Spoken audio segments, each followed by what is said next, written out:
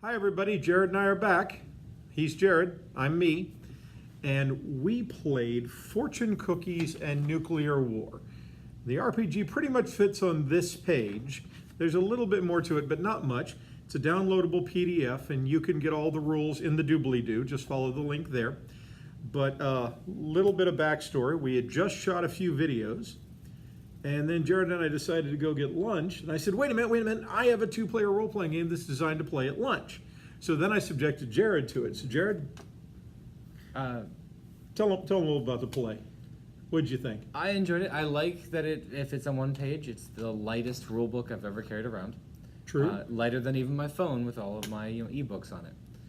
And it's very simple because it's two players, Fortune Cookies and Nuclear War. You're averting nuclear war by playing ambassadors from the United States and in the original Russia or the Soviet Union, depending on when you want to play it. And I'd expressed some difficulty coming up with, a modern day nuclear scenario with Russia. But the current news headlines give us a new option. There is another country we're facing nuclear war with potentially. Yep. Which is North Korea, and so we agreed to play U.S. versus North Korea, and then I think we just randomly decided who was who. Yep. So you were the United States, and I was North Korea, and then the game rules are simple. Come up with 5 demands, 2 of which you're willing to give away, and then just negotiate over dinner.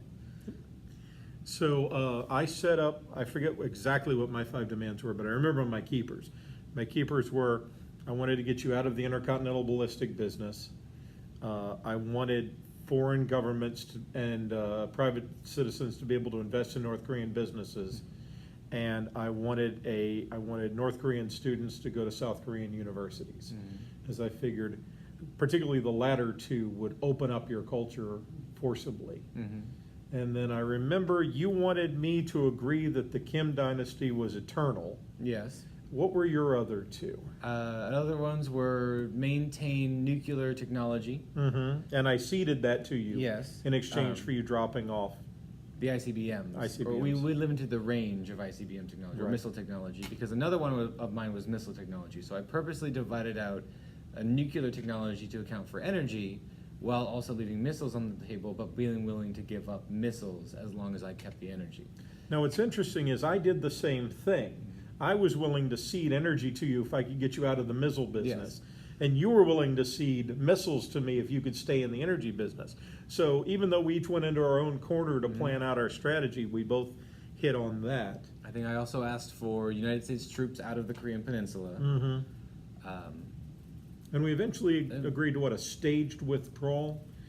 Because I know you agreed to staged investment based on, what was it? We tied how much foreign investors could invest. Oh, to removal of sanctions. To removal of trade removed. sanctions, yeah. So yeah, we tied removing trade sanctions from North Korea, in return allowing foreign investment in the country. And then I think I also allowed the student exchange. I want to say I was planning on including something in there about, bringing back dissidents or political refugees, but I think I decided not to include on the list because I figured that'd be too difficult to push over dinner. Right.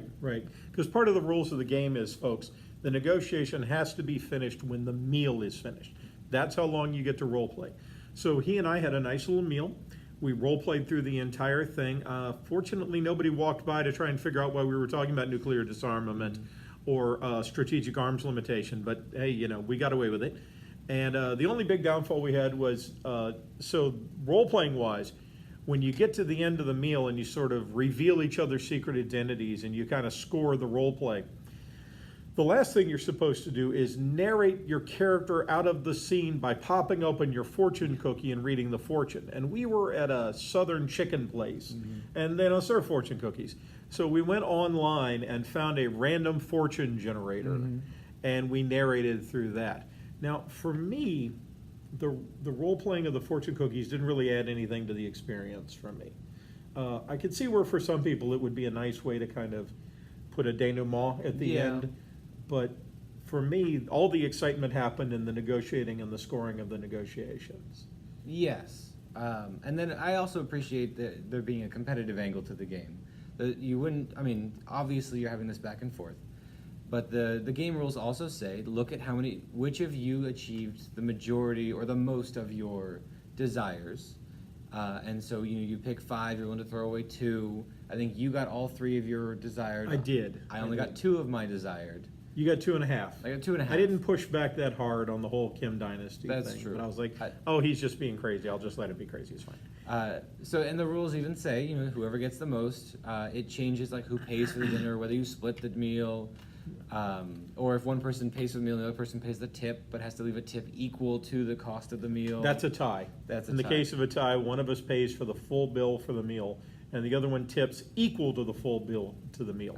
But then also, if you're unable to come to any agreements, because you never know about who the 2 players are and their capabilities, then you each pay your own meal and go your separate ways because the world's going to end anyway. Exactly.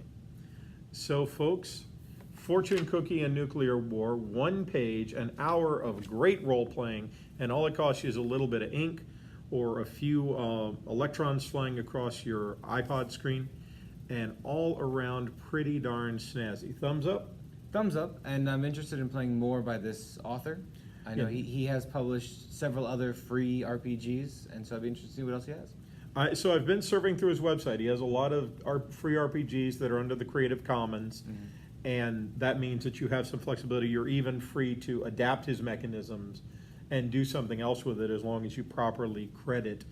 And lots of great stuff coming out of his site. Again, I'll have a link in the doobly-doo to this page, and I can probably include a link to the his general website as well. Good stuff, well worth checking out. All right, folks, so that's our review of Fortune Cookie and Nuclear War. Keep watching. We'll be back soon. Bye-bye.